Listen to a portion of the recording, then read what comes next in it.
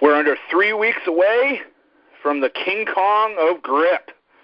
We're going to look at the feats from the previous week and then take an in-depth look at the upcoming King Kong contest with special guest analyst Riccardo Magni here on episode 31 of This Week in Grip.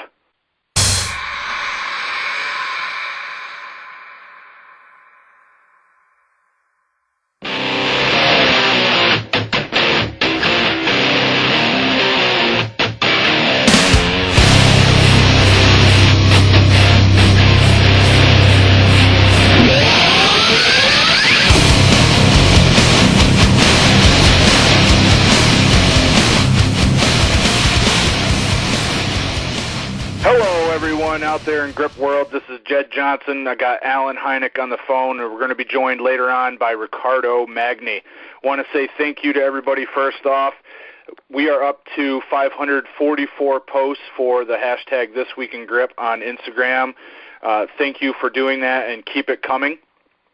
Just to bring up some things, some other important topics. We are going to be covering King Kong today. I think we've got a good format planned for the King Kong discussion, and we'd like to hear your opinions as well.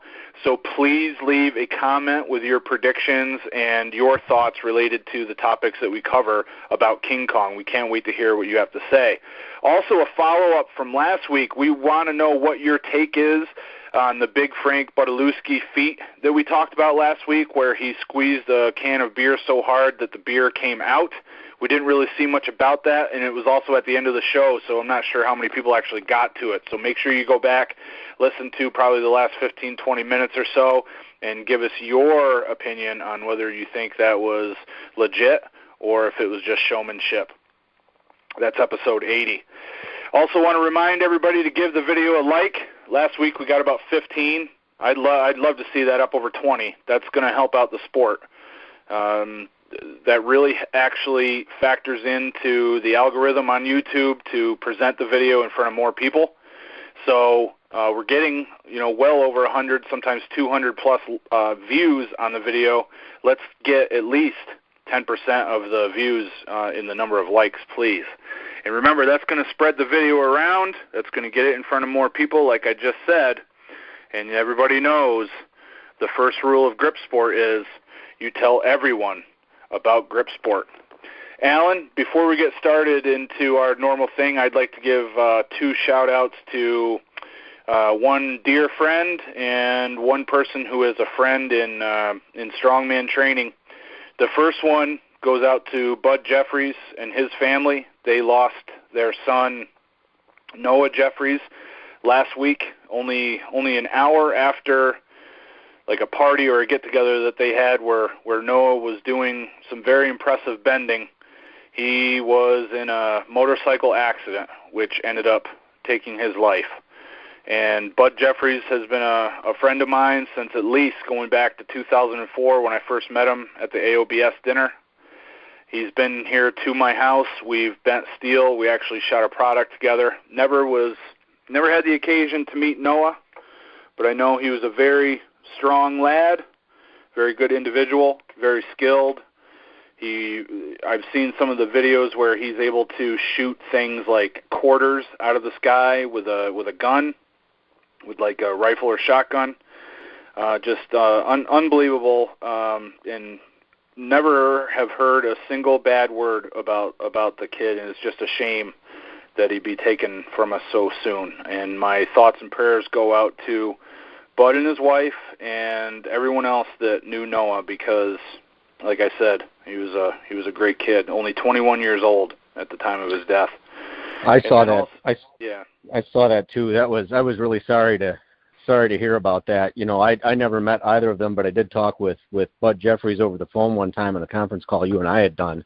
That's right. And he was a very nice guy, very helpful, very informative. And this was just a real shame, real shock. I can't imagine that. I'm real sorry for his loss. Absolutely. And I think Bud, the little interview workshop that we did over the phone that day, I think we could have easily had just as awesome of a audio workshop with Noah with some of the things that he's done in the strength world. So it's a huge loss. The other one that I wanted to make mention of was our friend Robert Najedli, who, and I hope I'm pronouncing his name correctly. I've never actually heard it pronounced by himself. And it looks like he lost his fiancée over the weekend or towards the end of last week as well, which I just can't even imagine getting that kind of news. So my prayers go out to both of them. And I don't know if you saw that one as well, Alan. I did, yeah. It came up yesterday. Another one that sounded like it was awfully sudden and unexpected the way it came across. So right. So yeah, I feel for him too. That's just, like I said, I can't even imagine. That's just terrible. So yeah, I hope he's doing good. I wish the best for both Bud and Robert. Yes, absolutely. Moving on, there's also some pretty cool grip news that I wanted to cover. I think it was one of the Mighty Adam's sons, and I didn't capture his name, so I'm not sure who it was. Was it perhaps Michael? I'm not sure. Michael or Steven, maybe. But anyway, the post I did capture, and it says, update on the Mighty Atom. The film will be available on November 14th on iTunes, Amazon, Google Play, and Vimeo. We've got some fun PR happening in early November as well. For those who asked how they can support it, please rent or purchase on one of those platforms. All of us who worked on it would be extremely grateful. In the meantime, here's another clip. And it was, a kind of a reel that showed Adam doing some feats of strength. If you're not familiar with the Mighty Atom is the person who's credited with teaching the art of the strongman to Slim the Hammerman Farman. And then he is also, in turn, the one who gave a tremendous amount of guidance to Dennis Rogers. And then Dennis Rogers was a very important mentor of Pat Povolitis. And then, in turn, Pat Povolitis is one of the first people that I saw, like a real, actual person doing nail bending, steel bending. And he was a big influence on me, and we're friends to this day. So I encourage everybody to check this out. And again, it is going to be on November 14th, and the movie seems to be available on iTunes, Amazon, Google Play, and Vimeo, which the only one that I've really watched anything on as far as videos is Vimeo. Vimeo is actually the site I use for thegripauthority.com for storing the videos. So apparently you can rent it off of Vimeo. Are you familiar with renting off of iTunes, Amazon, or Google Play, Alan? No, I'm not. Actually, I don't know how any of those work, truthfully. And I thought, like, Vimeo, I guess I thought that was more like a private thing. I didn't know people viewed stuff off of that. I'm only personally familiar with YouTube. Right. So. Well, and I know that you can buy or rent videos on YouTube even. Like, there's, like, for instance, I got it in my head. I wanted to watch Flash, the movie Flash Gordon or whatever it is. The one where Queen does the entire soundtrack. And I tried searching for it on YouTube because occasionally you'll find movies on YouTube free. But this one was a rent thing, and I didn't end up doing it. But you can actually rent it off YouTube. And I'm assuming that you do like a one-time pay, and then maybe you have, like, let's say 24 hours to watch it or something. I'm not sure. But yeah, as far as that's concerned, that's neither here nor there. But keep that on your radar, everybody, if you're interested in that kind of thing. I mean, this is one of the very important strongman performers here in the United States. When you consider the legacy that was left by the Mighty Atom and the knowledge that was handed down over the years. So be sure to check that out. Alan, I thought before we get started, man, what would you say was first off, Alan, how have you been, buddy? Because, we just talked last week, but a lot of stuff can go on, and I'd like to hear what you've been up to in the last week, man. Any big highlights, any cool stuff? Nothing cool. I've been hanging in there, still working on some training for King Kong. Not sure where I'm at with a lot of things right now, but I'm still hoping for a decent number on the Crusher this year. It's a little hard to say where I'll be on, like, the V-bar and the Stub, but I guess things are moving along in that regard anyway. Mm-hmm. So yeah, otherwise just kind of grinding at it, hoping to make some decent headway anyway. How's everything with you? Right. Well, we're getting right down to the wire, and man, I still can't really justify putting a lot of time in on the stub. I just want to make one thing clear because I keep getting comments on posts and stuff like that. The reason I don't like the stub is not because it cuts me per se, it's because it doesn't carry over to anything else. I just don't see that working for me in any other way for any other type of grip. I'd rather train 2-inch vertical bar just because it's open hand. I still suck at it. But and it is risky, for more of a cataclysmic accident, I guess, considering the bicep tears. But really the reason I dislike the stub is more because the time you put into it takes away from other things and it doesn't carry over to very much that I've seen. So, and I definitely don't consider a skin tear an injury. So, you can still continue to train tons of other things after you've worn all the skin off your finger and gotten a blood blister from the stub. So it's not like that's a big problem. It's just I wish, the event carried over to more things because I'm a big time investment kind of guy considering how time is very limited. So, but if you like the stub, go ahead and train the stub, guys. I don't want to take that away from you. So I guess that's short and sweet to it. But some people asked me why I was bitching about the stub so much, and really, it was more along the lines of trying to be funny. So one picture I put up was a scope. Come on. I got that one. Yeah. I'm not trying to boycott the King Kong games or anything like that. This isn't, America and the Soviet Union back when Ken Patera was in the Olympics or anything like that. That's not what's going on here. So sorry if my intentions were taken the wrong way, but it looked like some people were getting pretty sensitive about it. Well, I'm with you on the stub. I would be more inclined to do more with it if we just saw it used more over here, and we just don't. So I kind of have the same thing going on. But my initial issue, the first time I ever grabbed it, it just hurt bad. I was like, oh, there's no way. I think I'm just going to show up at King Kong and just roll the dice. I'm not even going to train it. But right. I actually got acclimated pretty quick. My numbers still aren't awesome by any means, but at least the initial, all that pain that I experienced right off the bat is gone. So I guess I've got that going for me. But right. But yeah, other than that, I thought maybe a little minor carryover somehow with the the positioning of it might help a guy with like card tearing and stuff and some simple things like that. But that was my only thought. Yeah. So. Yeah. I'm with you. Well, let's move on, Alan. Let's go ahead and start talking about feats that have happened over the last week, if you don't mind. I was wondering, Alan, if sometimes we end up with the same one on this. What would you say was the feat of the week last week, and why? For me, okay, I got to go with Gil Goodman's hub clap. Mm-hmm.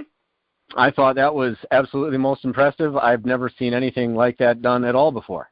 Right. So that was just amazing. He wound up scoring. He must have gone to the James Fuller School of used weight plate locating because he seems to have got quite the pair there.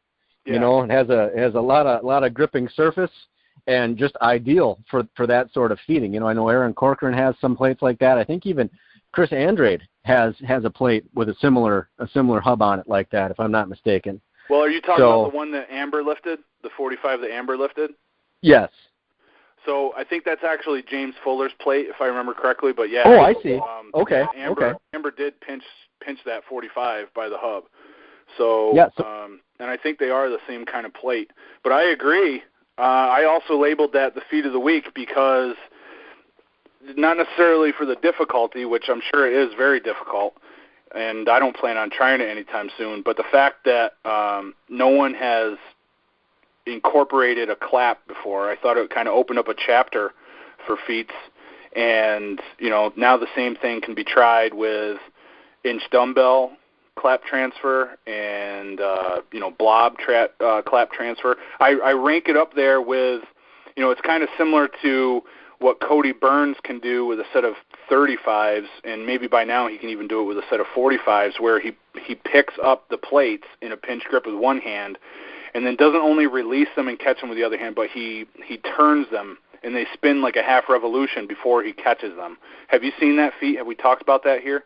We've talked about that. I haven't personally seen it, but I've heard a number of people talking about it, and yeah, that's impressive to say the least. Yeah, I thought, is he actually catching it with the other hand? I thought he was catching it with the same one. Maybe it is the same one. It's been a while since I saw the video. It's been a while. Okay. But, well, nonetheless, you might it's awesome. be right. Yeah. Mm-hmm. Yeah. Yep. Yeah. You know, cool. I wondered if you would come up with the same one there. Yeah, that's funny. Say, did you catch James? Gil was looking for opinions on feats to try, and James Rederitas actually came up with an awesome one. I don't know if you saw that in the remarks at all or not. No, I didn't see that. I saw that Gil mentioned that people made suggestions, but I didn't see where he asked for the suggestions. Where was that? Was that on the grip board? No, that was in the that was in one of his first posts or something like that, when he showed that he had those plates. And he did the double hub lift and maybe even the hub and chug that he had thrown in there. Right. But James Rederitas suggested a 3-card Monty type of lift where Gil would lift both plates, at the same time, and then popping them in the air and transferring them to the opposite hand. So the one that started in his right would end up in his left, and the left to the right. Oh, and 3-card Monty, where you have the cards and there's like an object under one of them, and you have to pick out. Is that trick? I'm not familiar with the trick. It was just what he labeled it, actually. So that could be. I guess I'm not real familiar with that. But or maybe there's nothing underneath. Maybe I'm confusing that with shells or cups with something underneath it, and you're just trying to follow where the queen goes or whatever. Sure. Yeah. Okay. That would make sense. Yeah. Well, yeah, so anyway, I thought that sounded amazing. I mean, that's one I've never seen anybody do with anything. Maybe it's happened with the blob and stuff. I have no idea. But that's another one that would apply to a lot of other feats too. Mm-hmm. Now, I can't imagine that's something you're going to train, start on a Friday and have it knocked out by Saturday. That sounds like a years down the road type of thing. But because that's a lot of mechanics there, a lot of things going on at once. But that would be an awesome thing for people to try to tackle with anything. I'd like to see more of that. Oh yeah, that would be cool. It kind of reminds me. It harkens back to kettlebell juggling, because there are a lot of diverse. Kettlebell juggling is actually pretty crazy. There is a ton of stuff that you can do. I mean, you can do it with one bell, and you can do it with 2 bells. So when you bring in 2 bells, then you can have that 3-card Monty type switch going on, and I know that people do that. So and there's a guy named Logan Christopher who has a product called Kettlebell Juggling, and he actually maintains a list of feats similar to the Gripboard Records list, where it's like forward flip and catch for a set of 20. Right, and then if you do that, then you get your name on that list, and he maintains a list of those, or at least he did it one time. I would say probably back into 2011, I recall submitting some videos for that. So, it just makes me think of kettlebell juggling. So maybe if people kind of looked into that, they'd be able to get even more ideas.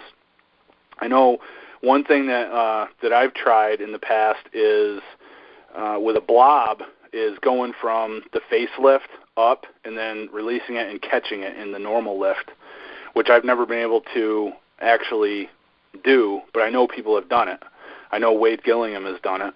And then another one was picking up a blob in a normal grip and then pushing it and making it flip forward, and then you catch it before it hits the ground. Oh, and those were, those are some things that are very, very similar to kettlebell juggling. So I'm sure that there are all kinds of things that you could experiment with and come up with, especially for blobs and some of the smaller items. Not that the blob is small, but it's more compact. I don't think there's a lot that you can do with a 2-inch vertical bar. Right.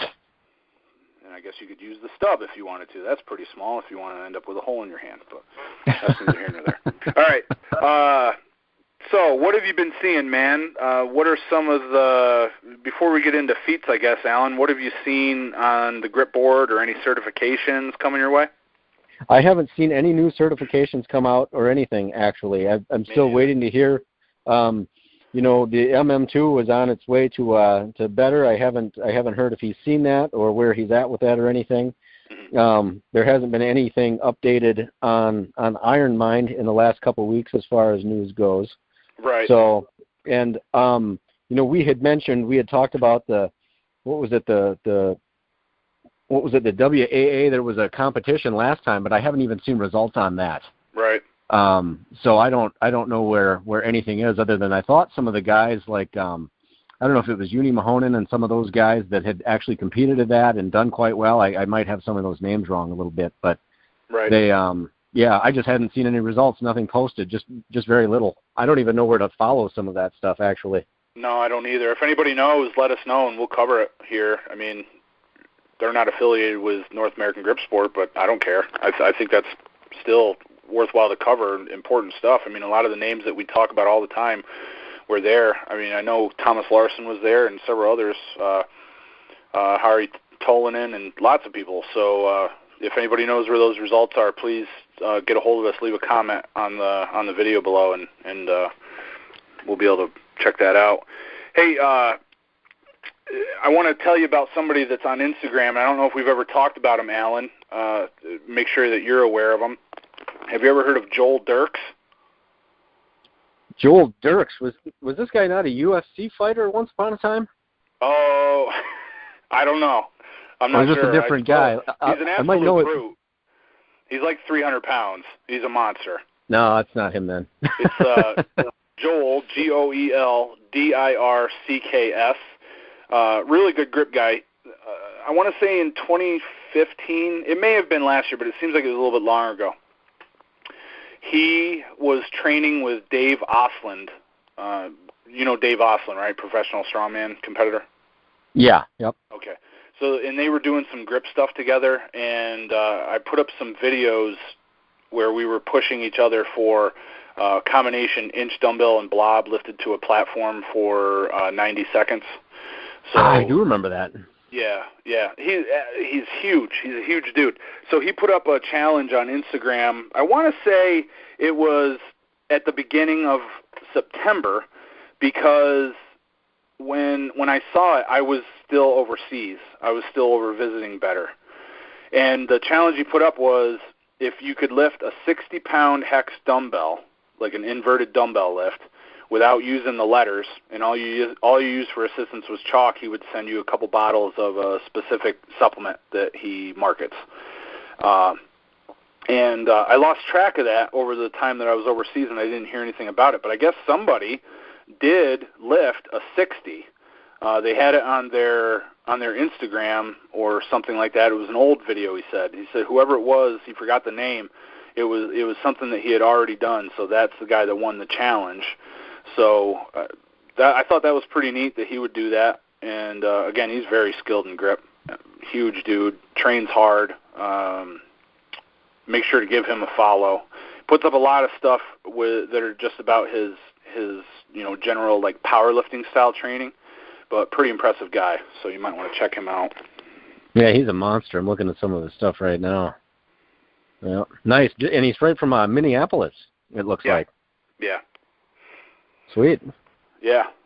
Now, we're going to be joined by Ricardo Magni in about 5 minutes, I believe, right? Right, Alan? We said 1:45? Yeah, yep. Yeah. So why don't we try to run through some feats here, bro? Why don't you go first with some of the stuff you've seen? We'll give some people recognition, and we'll try to cram as much as we can in here in the next few minutes. All right. So I'm a big fan of these beer chugging type feats, which obviously Gil Goodman knocked one out this week. But another one that stood out for me was Jesse Panonen's COC4 silver bullet hold while chugging a beer. That's one I don't think I've ever seen that one. Nope. So nope. He nailed it, chugged the whole beer, demonstrated it was empty before dropping the silver bullet. So that's some solid lifting. That's a guy to look out for. Yeah, He's absolutely. Got some monster lifts. Yep. Absolutely. And that was a 7-hour grip workout, man. That is what I like to hear. Yes. That's what I like to hear. Amazing. Yep. I can't imagine. I've never done that. I mean, it would be fun. Yes. Yep. And then to go along with that, the pickup artists had another get-together, and Bob and James were trying to run a train on 245s with Jason Otto. Are you familiar with that term, running a train? Yes, not as it unfortunately applies to plate lifting, but yes. Right. Yes. Okay. All right. So I don't think we need to go into any detail as to what that actually means. If anybody wants to, I wouldn't do it at work. I would do it on a personal computer or phone, and don't blame us when you find out what it is. I didn't come up with the term. I'm going to blame James on that one. But Bob and James did hit the 245s, and then they wanted Jason to also jump in there, but I guess he couldn't quite get it. But he did end up doing 225s pinch clean, and maybe even a press in there. So that was pretty impressive, too. Back to you, Alan. I caught that one. That one looked pretty awesome. Yeah. All right, let me see here. So Luke Raymond's double bottoms up kettlebell press was pretty sweet. Did he really punch himself in the face with one of those things? Yeah, and I've got that labeled under Blunder of the Week. That's still on my camera. I haven't uploaded that. I'll get that up. Oh, my God. So he had it moving, and then his left hand, it twisted, and keep in mind we're not practicing this every week. It's the first time we've had kettlebells out, and I don't know how long for any purpose other than holding a wrap while we were bending or wrapping steel. So yeah, it whacked him in the face. If you can imagine, it whacked his left jaw, and then the force, he said he felt it in the right side of his neck. So hopefully he hasn't knocked something out of whack there. But yeah, it happened. Yep. That's terrible. I can imagine how that'd be pretty easy to have happen. I definitely wouldn't have wanted to go for another attempt after having that. I'll tell you that. But good for him. He nailed it afterwards. So. Yeah, one shot in the jaw is not going to stop him. He went for it again. Yeah. Amazing. Yeah. And then this was right up there for Feed of the Week, man. This was right there. But because Kill opened up a chapter, I went with him. But Yuha Haryu put up a double 25-kilogram hub lift, which was very impressive. I missed that. A 25-kilogram hub lift, yeah. Huh? Yeah. Oh. Yeah. Wow, that snuck right past me. Yeah, they were like these ugly blue plates that I saw. I haven't seen those plates before, I don't think. Pretty thick, 25 kilos. I don't see anyone pinching those 245s anytime soon. Not to say that it's impossible, but I just don't see it happening right away. Right. Nice. What else? Well, I didn't catch the video. I don't for some reason I have a hard time viewing some of the things that Becca Roberts been putting up lately, but it looked like she pretty well smoked a credit card set on a number 2. Were you able to see that at all? I saw it on Instagram. I saw everything on Instagram. I don't know why I'm not able to see the stuff they're posting on the grip strength group. Actually, this is twice in recent memory that they've put up posts, and I wasn't able to. It says attachment not available or something. Right, that's what I get too. Yeah, but it ends up being a video that I've already watched on Instagram, or that ends up popping up here fairly quickly. I like their Savage Reps type of training. I thought that was pretty cool the way that they're doing that. I saw a post about that. I didn't get to see what exactly it was that they were doing, but I did see that one come through. So. Oh, okay. So what it is they're passing the card, they're closing it down, and then they do 5 baby clicks. Nice. Baby clicks where they're just working in that deepest end range. Okay. Cool. Yeah, pretty cool stuff. Well, pretty cool stuff. Seems to be paying off for them. Yeah. Oh, yeah, absolutely. Absolutely. I'll tell you, the last few months, it's been pretty cool seeing videos from Paul Savage, because I've known about the guy for years. But, he's been posting on the grip board for years, but I don't remember seeing a lot of video. So it's nice to have seen video of some of his feats here recently. Yeah, yep. He's been chasing the 4 for a long time. He's a real strong dude. Used to post a lot of his workout. He's one of the more loyal people on the grip board in terms of following his grip training log on there. Lots of constant updates and stuff like that. So, he right along with Steve Gardner, for example. They're the most consistent contributors. Oh, yeah, for years. Yep. Oh. Becca it's good a grip rush, a 60-second grip rush with 47 kilos on the Rolling Thunder this week, and that would look pretty intense, too. I like how they're going for volume there. Yeah, yep. Yeah, that's definitely paying off. I can't wait to see more stuff. Mm-hmm. Well, you caught any of Adam Glass's Rolling Thunder lifts lately? I did see the Rolling Thunder lift. Luke told me about it, and that's a very impressive number. that I saw. Yeah. I believe it was 250 pounds that he was doing. Right. You know, he's bulked up. You can tell it. He's getting a little thicker. Mm-hmm. You know, because he was way trimmed down like right around 180, but yeah, he's like easily down. up over 200 right now. Yeah. But he seems to have kept everything that he, all the flexibility and everything. That's all seems to have stuck around for him. But yeah, he went the other way. So I wonder if we're going to start seeing him at more stuff again. To be hitting 250 on the Rolling Thunder, you don't do that without training it. So he's definitely putting the grip time in. So real anxious to see. Yeah, it'll be interesting if he starts showing up to the contests that he's talking about. So could really change things big time when he shows up, because the numbers that he puts up in training are right there with the leaders of events, and sometimes well above the leaders of events. So, yeah. Right.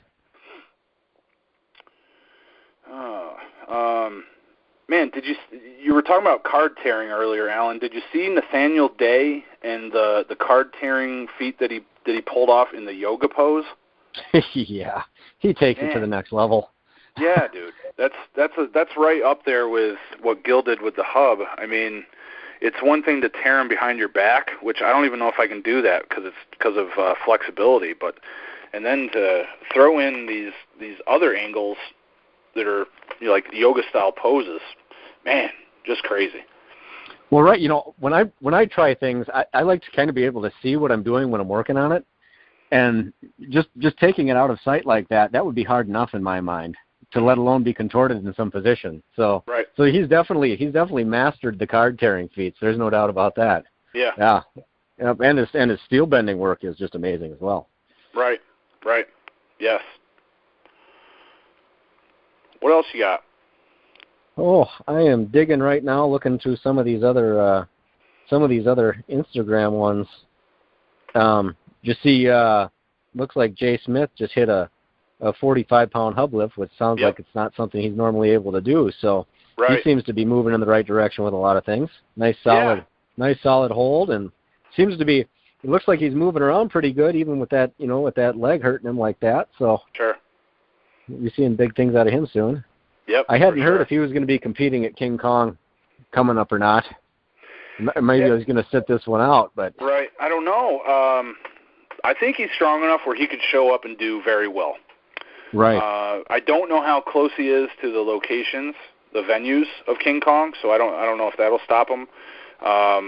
It's hard to tell. But if he decided to make the trip, and there is basically 3 weeks to go until it's time, I think he could do well as long as he was able to, stay within his current restrictions on that leg.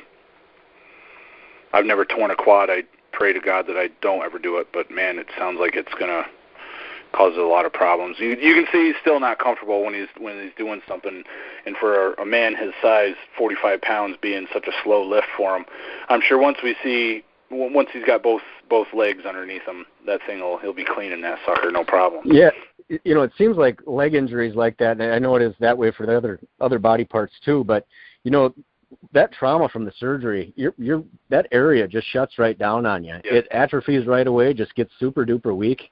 Yeah. And you're kind of the only thing holding you together almost at that point in the end is just tendons and ligaments and stuff. It takes a while to build that strength back up.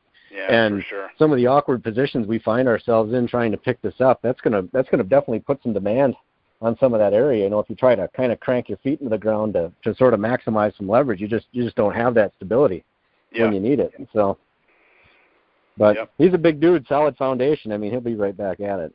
Oh yeah, absolutely. Hey, props to Pat Maisels, K9 Spine, over there on Instagram. He hit recently a 233 one-hand deadlift and a 395 double overhand deadlift with no hook.